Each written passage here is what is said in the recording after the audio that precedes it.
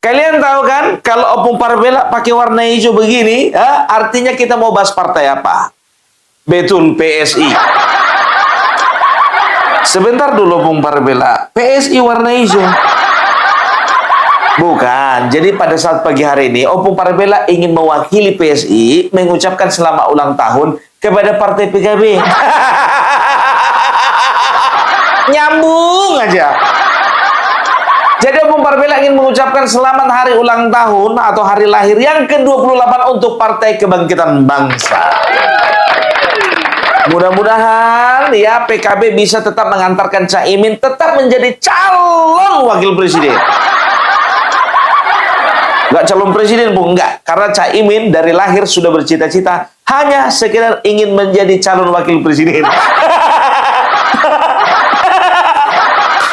Tapi gimana pun juga kita tetap harus apresiasi semangat beliau. Keren. Karena apa? Ya, karena semangat beliau lah ya ketika kalah langsung masuk ke pemerintahan. Itu karena semangat. Kalau nggak semangat nggak mungkin masuk dong.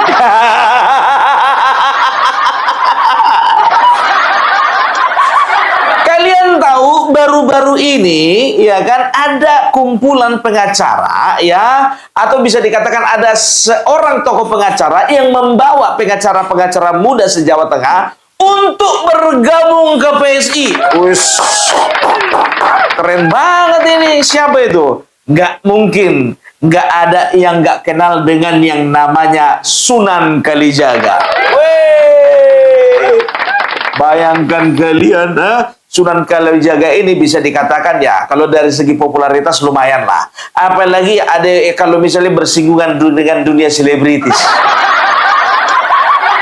Ya, Farhad Abbas, Sunan Kalijaga, Hotman Paris, kan begitu yang bersinggungan dengan dunia selebritis, kebanyakan begitu. Kalau Firdaus Wibowo kayaknya belum. Karena beliau bukannya pernah bersinggungan dengan dunia selebritis, tapi beliau lah yang merasa selebritis. Yang merasa nggak apa-apa dong, semua orang berhak merasa sebagai selebritis.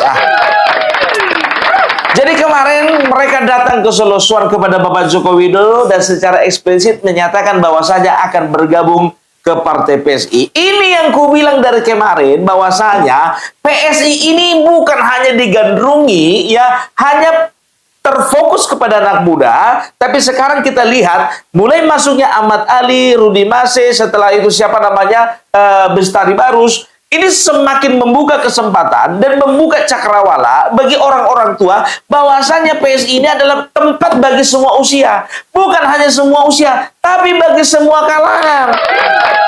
Aku udah berapa kali jauh hari gue bilang sama kalian, PSI ya ini akan menjadi tempat bagi banyak sekali kelompok-kelompok masyarakat. Ada profesional, ada pengacara, ada guru, ada dosen, ada pengusaha, banyak orang akan bergabung ke sini. Karena apa? Partai ini terlalu menjanjikan. Opung Parbela, sebelum kau lanjut udah dapat KTA PSI belum? Belum sih, makanya aku berani pakai baju hijau. Aku ingin supaya ini lebih objektif gitu loh ya. Kita dengarkan ini. Kita menyebut nama saya karena memang kan selama 2 periode saya loyalitas beliau. Dan tadi saya sampaikan langsung sama Pak Jokowi bahwa saya hadir selain silaturahmi temu kangen juga saya membawa kader-kader terbaik keren advokat muda Jawa Tengah dari Himpunan Advokat Muda Indonesia untuk bergabung di PSI. Saya sampaikan sama beliau, ya beliau terima kasih. Ya ini bentuk saya sampai detik ini tetap ingin memberikan yang terbaik lah untuk Pak Jokowi. Oke. Ya, oke. Terima kasih teman-teman. Iya, jadi ingin memberikan yang terbaik kepada Bapak Joko Widodo ya, dengan cara apa? Dengan cara membawa sebanyak-banyaknya orang untuk join ke PSI. Itulah yang harus kalian lakukan. Sebentar dulu Opung Parbela, emangnya udah bagaimana usahamu? Ya usahaku untuk mengajak kalian. Kalian mengajak yang lain, itu loh maksudnya.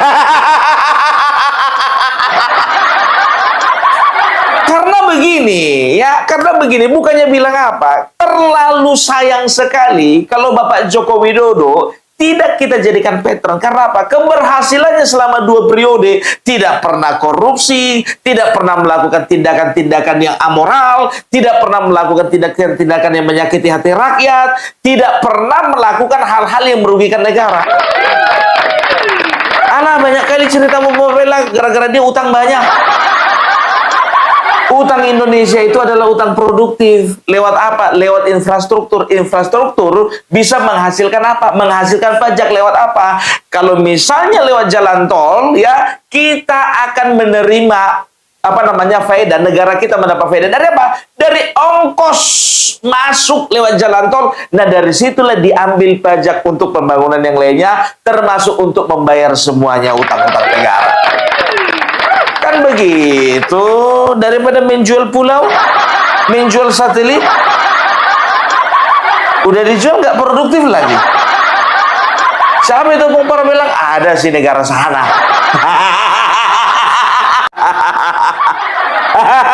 Tapi sebelumnya, Opung Parbelak ingin memberitahukan kepada kalian bahwasanya Bapak Joko Widodo akan berkunjung ke NTT tanggal 31, 32, 33. Sebentar dulu Opung Parbelak, satu kalender berapa tanggal? Oh, minta maaf saking semangatnya. Bapak Joko Widodo akan hadir di NTT tanggal 31 hari Jumat, tanggal 1 hari Sabtu, tanggal 2 hari Minggu. Luar biasa ya. Aku sudah bisa membayangkan bagaimana sambutan masyarakat di NTT. Karena ya, aku yakin 97% penduduk NTT mendukung Bapak Joko Widodo, dan penduduk NTT adalah pendukung yang sangat cinta kepada Bapak Joko Widodo. 97% Opung Parbelak, 3% arahnya kemana? 3% itu tidak mencintai Bapak Joko Widodo. Ya, sebentar dulu Opung Parbelak, aku challenge dulu kau. Buktinya mana? Nah, contohnya Fritz Alorboy. Fritz Alorboy kemarin termasuk di dalam termasuk dari yang 3% itu. MBG makan bergizi gratis. Tapi akhirnya ya sekarang dia sudah bertobat. Sudah pindah haluan dia. Menyatakan diri mendukung Prabowo Gibran, lama-lama mendukung Bapak Joko Widodo. Kau berteman sama dia Opung Parbelak? Berteman. Kemarin kami saling serang, sekarang akhirnya kami berteman. Gara-gara dia mendukung Joko Widodo ya? Enggak juga. Dari kemarin semenjak bermusuhan pun juga kami sering komunikasi. Ya, jadi ya untuk kalian teman-temanku, saudara-saudara Opung Parbelak yang ada di NTT, ya, nantikan kehadiran Bapak Joko Widodo. Sambutlah Bapak Joko Widodo dengan gegap gempita, dengan meriah di NTT tanggal 31 hari Jumat. Opung Parbelak, gimana ceritanya? Kau ikut atau enggak? Kalau aku sih tergantung kalian. Kalau kalian ingin menerima kedatanganku, aku ikut. Tapi kalau kalian menolak, ya aku nggak ikut. Tapi kabar baiknya, Opung Parbelak bersama dengan teman-teman itu Nusantara, kami 7 orang juga akan hadir di NTT. Luar biasa. Keren. Ya, keren. Kan dari tadi kalian tengok spanduk ini kan? Dari tadi kan kalian lihat banner ini kan? Ya betul loh, Opung Parbelak akan berangkat. Jangan cuma apanya aja, jangan cuma bannernya aja kalian lihat, nomor rekeningnya lihat juga lah. Mana tahu bisa nambah-nambah uang kopi ya kan? Kalau masalah tiket pesawat sih udah gampang itu, ya kan? Nggak miskin-miskin kali aku kan begitu. Mana tahu ada yang berbaik hati, Opung Parbelak ini uang kopimu ya, gitu. Opung Parbelak, aku nggak bisa ikut, inilah untuk oleh-oleh ya, gitu. Gak apa-apa, seberapa pun aku terima. Mau 10 juta, 200 juta, ya 300 miliar, 74 kilogram emas pun juga aku terima. Aman itu, aman.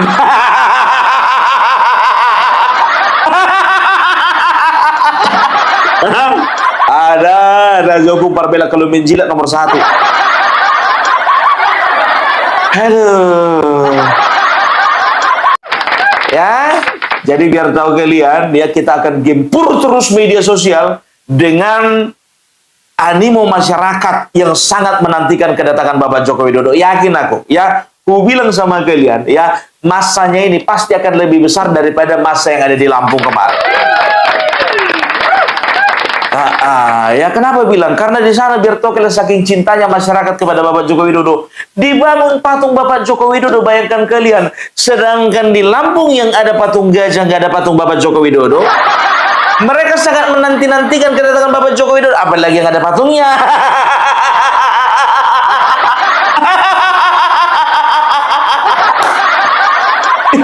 Ya, jadi kita akan ketemu di sana, ya teman-teman yang ada di NTT, yang ada di seluruh kabupaten, kumpul semuanya ya. Nanti aku akan kasih tahu ya titiknya di mana-mana saja ya. Kita akan gempur, kita akan lihat ya. Apakah sekali lagi Bapak Joko Widodo akan menginjak kepala kerbau di sana?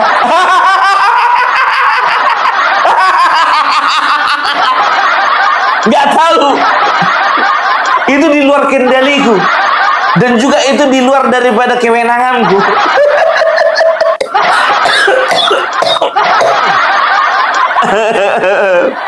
Aduh, ya, dan juga tahu enggak kalian, ya, salah seorang politisi, ya, yaitu Profesor Dr. Ngabalin, ya, beliau mengatakan bahwasanya hati-hati dengan sosok yang sedang dibicarakan. Sekarang sosok yang paling sering dibicarakan adalah Bapak Joko Widodo. Ya, ini sering dibicarakan. Dibicarakan siapa? Dibicarakan pendukungnya sudah pasti. Dibicarakan siapa? Dibicarakan Roy Suryo juga. Dibicarakan siapa? Dibicarakan oleh pihak orang-orang dari Gerindra yang nggak suka sama Bapak Jokowi. Dibicarakan siapa? Udah pasti dibicarakan PKB. Dibicarakan siapa? Udah pasti dibicarakan oleh para pendukung Anies Baswedan. Kenapa beliau menjadi bahan pembicaraan saat ini? Karena beliau terlalu besar, terlalu kuat, ya. Beliau itu terlalu super untuk dianggap remeh. Ya, itu dia. Kita dengarkan dulu, kita dengarkan. Tadi kan kau sampaikan bahwa PDIP punya kekuatan sendiri tanpa bantuan dari Pak Jokowi. Itu tersirat kau sampaikan. Nah, kita mau sampaikan juga, PDIP tanpa Pak Jokowi tidak pernah memenangkan Pilpres. Walaupun Ibu Mega menjabat Presiden 2004. Memenangkan pemilu 99. Tidak pernah menang sih. Baru menang ketika Pak Jokowi hadir. Jadi begini ya. Dan kemarin 2024 mencalonkan Ganjar, kalah juga. Kan gitu loh. Bagaimana gitu loh. Nah, itu fakta politik yang semua orang tahu. Sebenarnya ya fenomenanya bisa dibalik gitu juga loh. Bagaimana Bisa dibalik menjawab? juga. Jadi, Pak Jokowi menang gitu kan karena dicalonkan oleh PDIP. Itu soal kan bisa formalitas. dibalik. Bahwa kekuatan rakyat yang memenangkan itu iya dong. Penyelenggaraan Gitu loh. negara. Karena Gini. suaranya kan suara rakyat. Jadi bukan begini, suara ke partai saya- lagi kan dulu. Saya tidak ingin terus terang ya. Saya tidak ingin menurunkan ya bonafiditas dan elegannya diskusi kita pada malam hari ini dengan debat-debat kusir seperti ini. Nggak kusir, ya. Kusi. Sebentar. Itu bicara fakta politik. Sebentar. Ya. Itu bicara fakta politik. Kemenangan satu partai politik tentu ini merupakan interaksi dan partisipasi dari banyak pihak begitu. Oke. Ya dulu Ya kan? nggak partisipasi Jangan banyak pihak dulu sampai misalnya. kemudian ini kita terlalu jumawa dan sangat arogan. Ya, Oke. demi sehatnya demokrasi kita buktikan saja nanti pada 2029. Nah, pada titik Baik, itu kita akhirnya. Ya, tahan dulu, pada coba. titik itu PDI ada di urutan keberapa? Oke. Ya, partai-partai lain ada di urutan keberapa? Kan seperti itu. Oke, baik. Coba saya ke Kan Bang begitu. Ya. Abalin. Bang Abalin, jadi sebenarnya Pak Jokowi ini safari politik untuk PSI sekaligus dengan Gibran juga nggak kira-kira? Pasang badan. Nah, tahun 1758 di Romawi itu ada satu toko yang disebut dengan Crescent Plough namanya. Dia adalah toko yang sungguh sangat fenomenal karena orang-orang Romawi mengangkat dia sebagai sumber dari segala sumber kehidupan sosial masyarakat. Oke. Tapi pada waktu dia berhenti dalam kekuasaan kekaisaran, dia cukup lama berdiam diri. Tetapi yang paling hebat itu setiap persoalan setelah 25 tahun, semua persoalan-persoalan di Romawi pada waktu itu mereka datang kembali bertanya kepada dia. Saya menggambarkan ditulis oleh Luther Crave itu dari Denver University. Dia menjelaskan bahwa kalau ada tokoh-tokoh fenomenal seperti ini, maka berkhawatirlah kepadanya karena dia sedang menyimpan kekuatan energi bagi sebuah bangsa. Bukan sebaliknya bahwa safari Pak Jokowi sebenarnya karena kurang pede, jadi dia harus turun gunung. Itulah yang saya mau bilang, bahwa hati-hati kepada sosok yang sedang dibicarakan. Dialah Joko Widodo. Jadi kalau semua orang merasa khawatir, safari itu dalam bahasa Arab namanya safara yusafiru. Oke, dia sedang berkeliling, dia sedang menjelaskan dan melihat. Itu yang saya sebut tadi dengan tokoh Romawi itu. Jadi kalau dalam posisi sebuah budaya demokrasi seperti hari ini, apa yang kita khawatirkan dari seorang Jokowi? Betul. Kenapa begitu Gibran berjumpa dengan mahasiswa kemudian kita harus memberikan title sebagai dia bermanuver? Padahal Undang-Undang Dasar 1945 menyebutkan bahwa wakil presiden itu adalah pembantu utama presiden. Apa yang mau dikhawatirkan? Abang mau bilang siapa yang lagi takut? Saya mau bilang bahwa karena ada mahasiswa semua, mari kita simpan ini pesan-pesan agar mereka bisa tercerahkan dengan baik. Ini kan sebuah cerita penting bagi demokrasi kan? Jadi saya mau bilang juga ya, kami partai-partai besar, kita ini kan partai besar. Golkar sama PDIP itu partai besar. Biarlah ini PSI dengan gemuruhnya gajah ini tumbuh dan berkembang, biar anak-anak muda ini bisa kau gabunglah ke PSI itu supaya kuat itu partai dan menimbulkan demokrasi yang hebat di Republik ini. Kenapa tidak? Oke? Itu cerita saya. Yang kedua, Dona tunggu. Ya. Hari ini saya mau bilang kepada seluruh rakyat Indonesia bahwa narasi Prabowo Gibran itu harus dijaga untuk kepentingan pemerintah dan masa depan negara. Kenapa? Karena Jokowi bilang nih, dan Golkar juga bilang, Prabowo Gibran 2 periode, selesai bola-bola. Udah kalian dengar kan, Mardiansyah Semar pun begitu ngotot, dia mengatakan apa? Tidak akan pernah bisa PDIP ya naik tahta. Naik tahta. Gak akan pernah bisa PDIP itu bisa mendapatkan pamor, mendapatkan suara kalau bukan gara-gara Bapak Joko Widodo. Terbukti.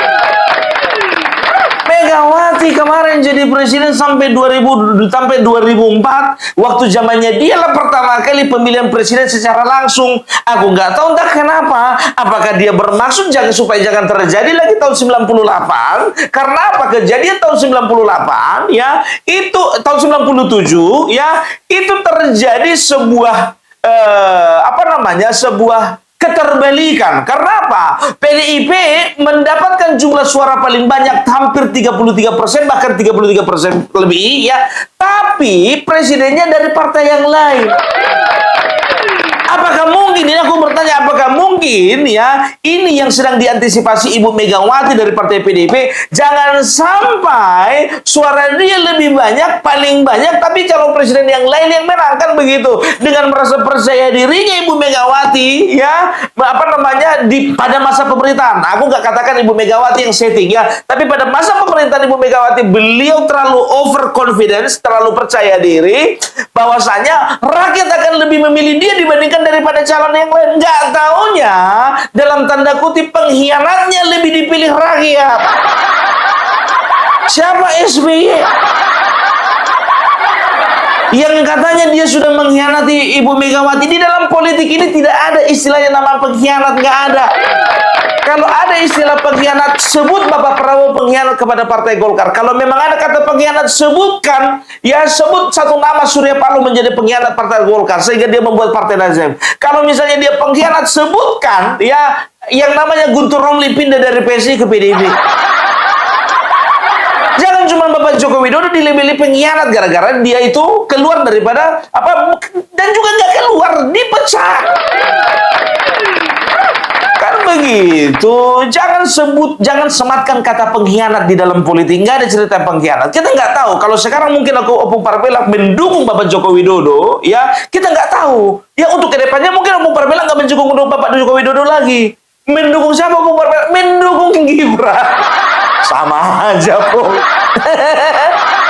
Like father, like son. Suka sama bapaknya, suka juga sama anaknya. Bukan itu kayaknya artinya, Pung. like father like son, kayak gitu bapaknya, kayak gitu juga anaknya. Entah apapun itu ya. Nah, sekarang Bapak Joko Widodo ya ini menjadi ketakutan. Ingat, ku bilang sama kalian, belum aja dia berkunjung kemarin ke Lampung ya, PDIP sudah kepanasan. Partai-partai yang lain juga kepanasan. Kan begitu. Begitu dia ke Lampung ya, banyak partai yang sudah mengakui bahwasanya Bapak Joko Widodo memang top. Lewat siapa rupanya? Lewat Mensesnek Prasetyo Hadi katakan apa? Selamatlah kepada Bapak Joko Widodo. Ia sudah sehat, bisa bisa melakukan kunjungan kemana-mana. Kalian kira Prasetyo Hadi itu berbicara hanya mewakili diri sendiri? Tidak.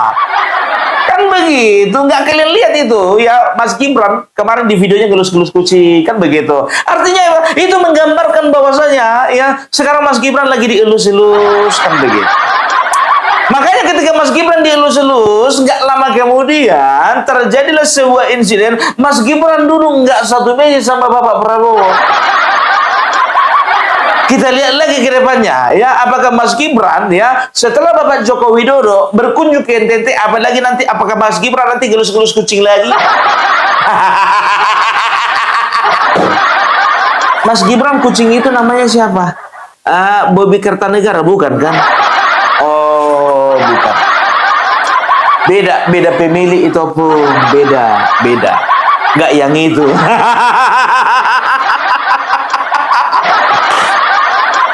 Ya, jadi biar tahu kalian ya. Sedangkan pakar politik pun juga sekarang ini, gue bilang sama kalian ya, kalau nggak ada orang yang bernama Joko Widodo, ingat ya, kalau nggak ada orang yang bernama Joko Widodo, ya, dunia perpolitikan Indonesia sepi. Sepi. Ku bilang sama kalian, kalau nggak ada orang yang bernama Bapak Joko Widodo, dunia politik Indonesia sepi. Makanya Adi Prayetno ketika diundang berbicara di dalam podcast Akbar Faisal mengatakan ya, Bapak Joko Widodo ini terlalu muda untuk mundur dari dunia politik. Kalaupun dia mengatakan bahwasanya dia ingin pensiun pulang ke Solo, itu hanya bahasa di permukaan. Kan begitu. Nah, sekarang Bapak Joko Widodo ya ingin membuktikan apakah betul ya ingin membuktikan apakah betul dia mampu membawa partai PSI masuk ke parlemen. Karena apa? Ini pertaruhan, Wak. Ini pertaruhan. Makanya aku bilang ya, mereka uring-uringan karena apa? Mereka mengira ini adalah kampanye. Tidak. Sebagai partai yang punya keinginan, punya ambisi, nggak apa-apa dong punya ambisi untuk masuk ke parlemen, ya harus kerja keras. Kapan kerja kerasnya? 2028 terlambat sekarang. Makanya mereka yang mengatasnamakan kampanye terselubung, mereka mengatakan curi star, mereka mengatakan belusukan yang terselubung, kan begitu. Tapi ini adalah agenda partai, kan begitu. Jangan salahkan Bapak Joko Widodo, ya. Salahkan partai PSI karena apa? Yang ngatur semuanya jadwalnya PSI. Ya, kita dengarkan dulu Adi Prayetno. Nah, itu dia. Ya, jadi ada ketakutan dari beberapa partai tertentu, ya kan? Karena apa? Kalau sempat, ya ini ku bilang sama kalian.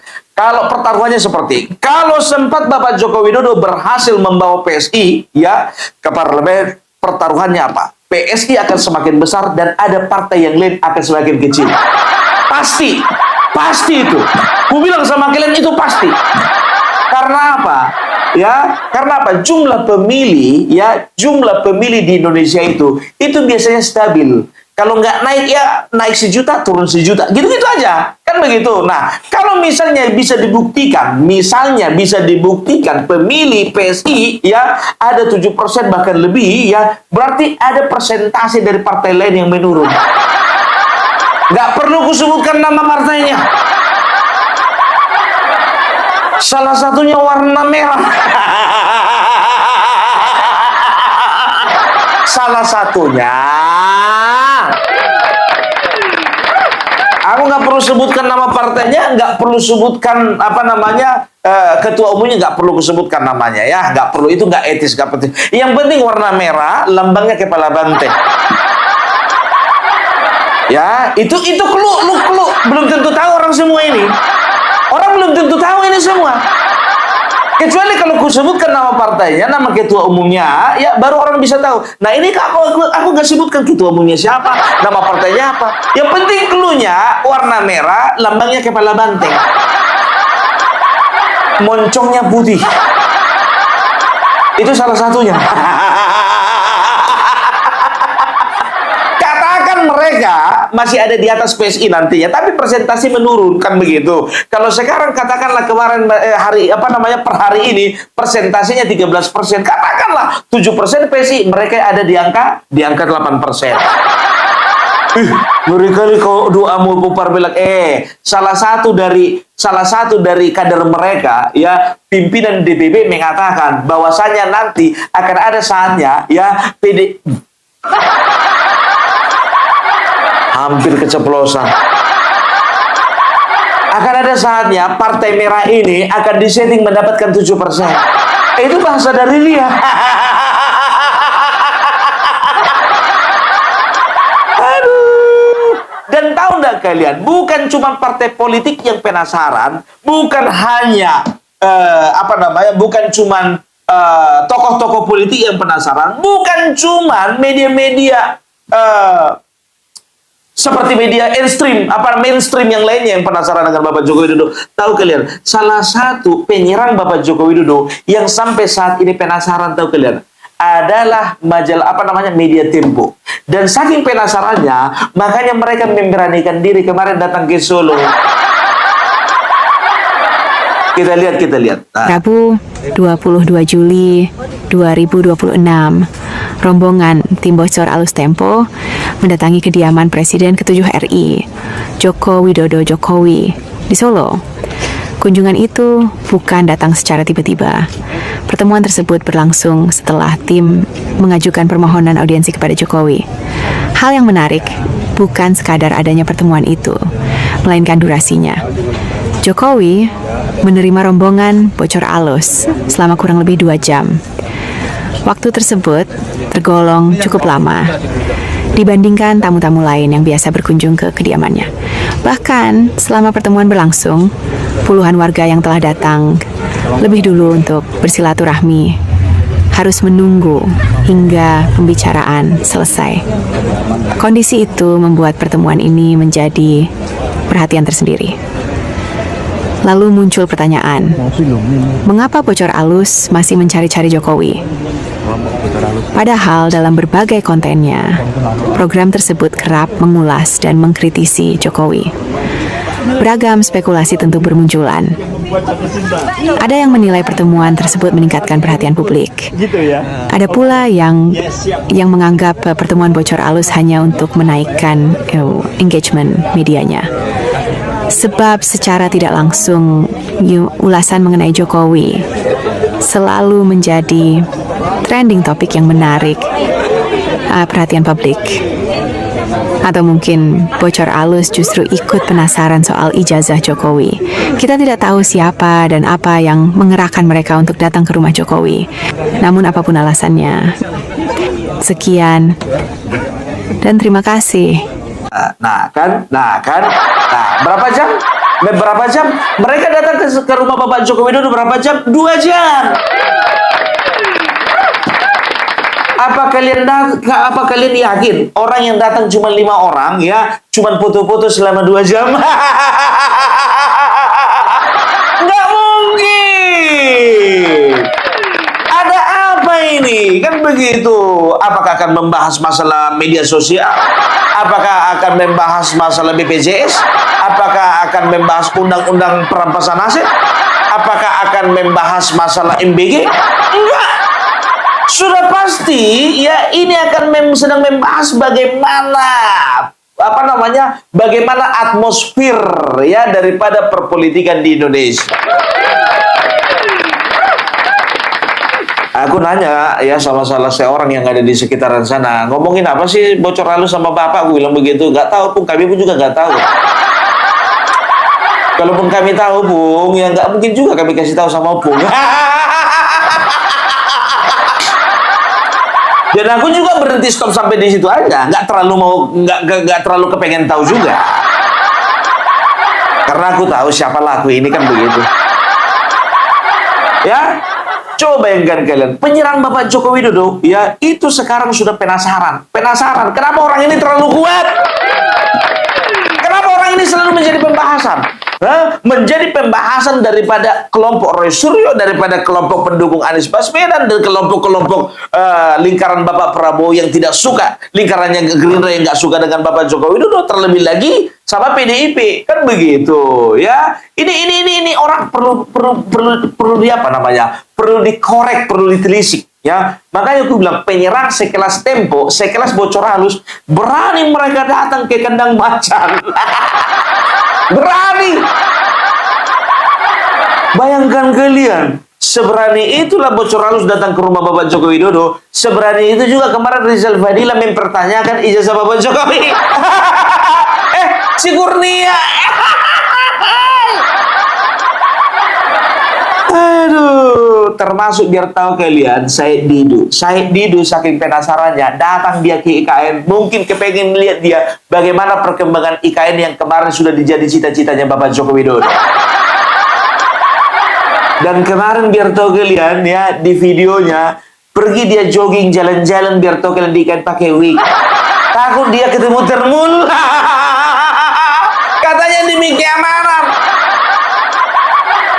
Kalian tengok dulu nih. Nih, kalian tengok dulu.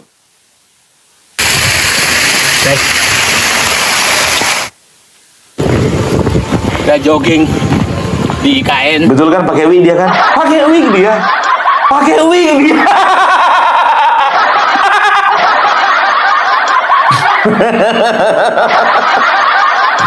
Sorry, pakai wig karena kata orang demi keamanan. Katanya kata orang demi keamanan. Bilang aja lah kau takut. Memang betul. Jangan bilang kata orang, kata hatimu bilang lah. Jangan bilang kata orang, kata hatimu. Merayakan kemenangan Espanyol Laruya. Pakai wig hanya karena katakunya ada Termul di sini yang melihat saya. Jadi mungkin saja ya kita ubah aja. Ini ibu kota negara aja, bukan ibu kota negara gitu. Bukan namanya IKN, ibu kota Nusantara. Istana Wakil Presiden. Selamat datang Pak Gibran, segera berkantor di sini. Penasaran dia ngeliat kantornya Wakil Presiden yang mau dimaksulkannya itu kemarin. Ternyata enggak juga ya kantor Presiden, Wakil Presiden.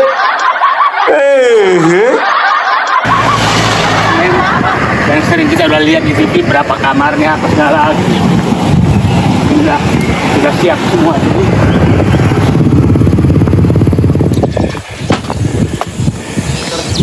Dari pintu ke pintu itu Istana Negara. Negaranya saya udah mutar semua tadi, sudah melihat bahwa memang ya, tapi jangan heran orang menyatakan bagus, tapi ini sudah mendekati 100 triliun uang rakyat habis di sini.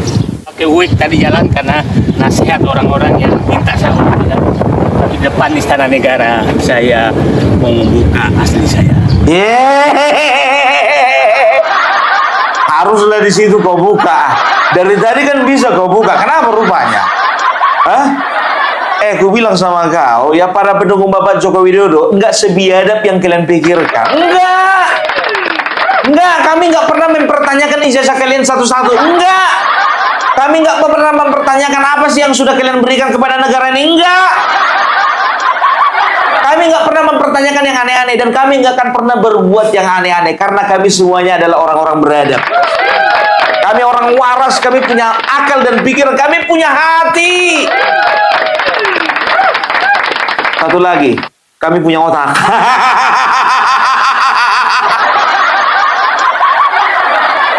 Yakin aku biar tahu kalian. Jujur aja aku bilang, kalau sempat aku jumpa sama dia di sini, aku juga ikut pakai wig.